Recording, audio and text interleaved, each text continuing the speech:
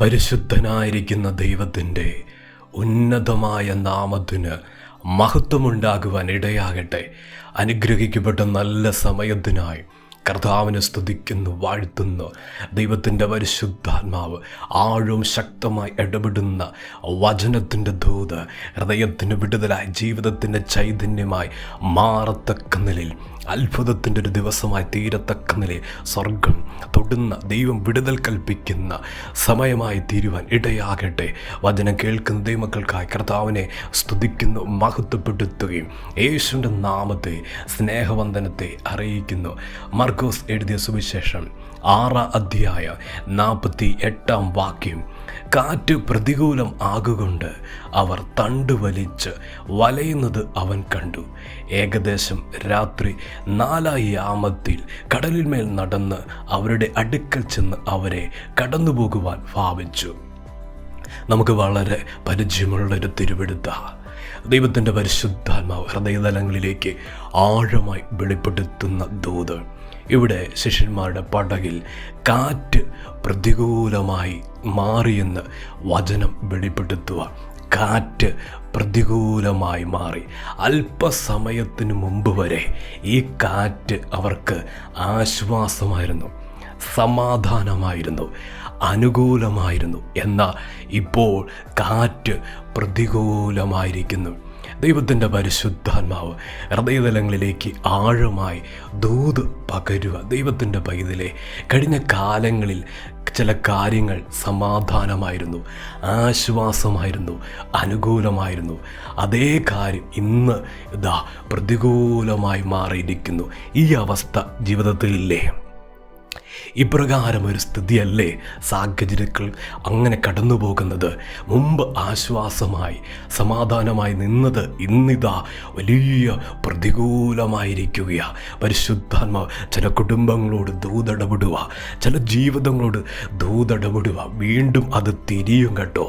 വീണ്ടും ആ പ്രതികൂലമായ കാറ്റ് ആശ്വാസമായി മാറും. പ്രതികൂലമായി നിന്ന കാറ്റ് സമാധാനമായി മാറും. പ്രതികൂലമായ കാറ്റ് അത് ജീവിതത്തിൽ വീണ്ടും അത് ഒരു സ്വസ്ഥത തരുന്ന, അനുകൂലമാകുന്ന നിലയിൽ കർത്താവ് അതിനെ തിരിക്കാൻ പോവുക.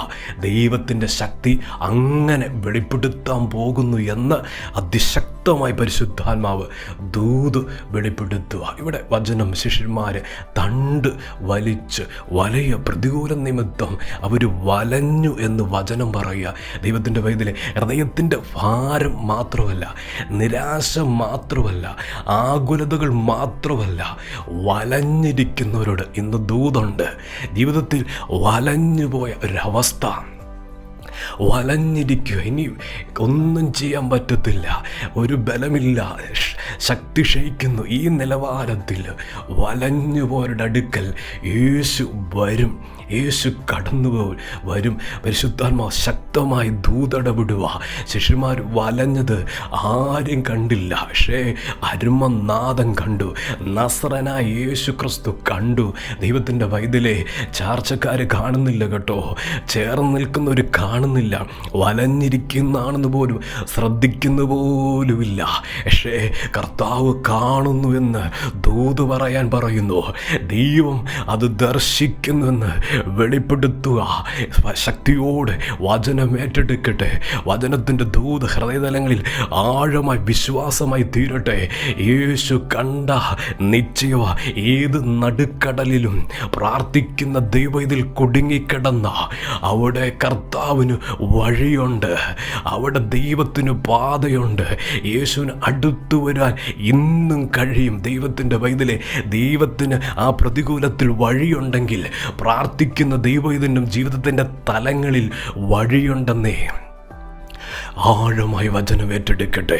തണ്ട് വലിച്ച് വലഞ്ഞ സ്ഥിതിയിൽ അരുമനാഥൻ കണ്ട് കണ്ണടച്ച് കളയല്ല, അടുക്കലേക്ക് വരുക. ദൈവത്തിൻ്റെ പൈതലേ, ഈ പ്രതികൂലമായ ആ സാഹചര്യത്തിൽ നിൽക്കുമ്പോഴും യേശു അടുത്തേക്ക് വരുക, കർത്താവ് അടുത്തേക്ക് വരുക. ആ നിലയിലാണ് ദൈവത്തിൻ്റെ സ്നേഹം ഇറങ്ങുന്നത്. ആ നിലയിലാണ് ദൈവത്തിൻ്റെ പ്രവൃത്തി അതിശോക്തി തോന്നുമാർ ഇതാ വെളിപ്പെട്ടു വരാൻ പോവുക. കഴിഞ്ഞ കാലങ്ങളിൽ ആശ്വാസമായിരുന്ന കാറ്റ്, സമാധാനമായിരുന്ന കാറ്റ് ഇന്ന് പ്രതികൂലമായി നിൽക്കുമ്പോൾ അത് തിരിയും.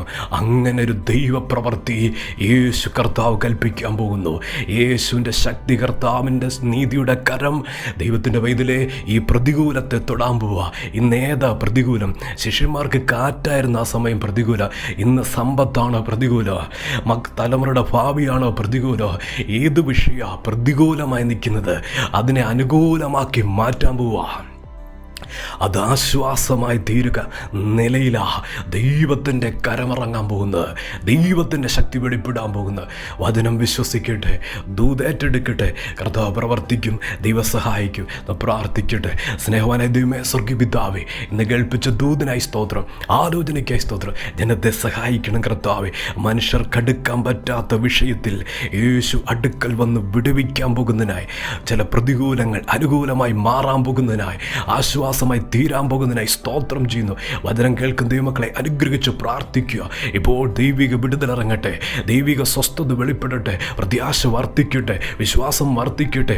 ആഴമേറിയ ജീവിതത്തിൻ്റെ തലങ്ങളിൽ നിന്ന് കർത്താവേ, ആ വലഞ്ഞിരിക്കുന്ന അനുഭവങ്ങളെ കൊടഞ്ഞു കളയുന്ന, ആരോഗ്യം വെപ്പിക്കുന്ന, ശക്തിപ്പെടുത്തുന്ന ഒരു ദൈവപ്രവൃത്തി ശരീരതലങ്ങളിൽ, മാനസിക തലങ്ങളിൽ സ്വർഗ്ഗം അയക്കുവാൻ പ്രാർത്ഥിക്കുന്ന കർത്താവേ, ഇപ്രകാരം ഒരു ദൈവപ്രവൃത്തി, അനുകൂലമാക്കുന്ന ഒരു ദൈവപ്രവൃത്തി ജനത്തിൻ്റെ മേൽ സംഭവിക്കാൻ പോകുന്നതിനെ, കർത്താവ് ചെയ്യാൻ പോകുന്നതിനായി സ്തോത്രം. പ്രാർത്ഥന കേട്ടതിന് നന്ദി. യേശുവിൻ്റെ നാമത്തിൽ തന്നെ ആമേൻ.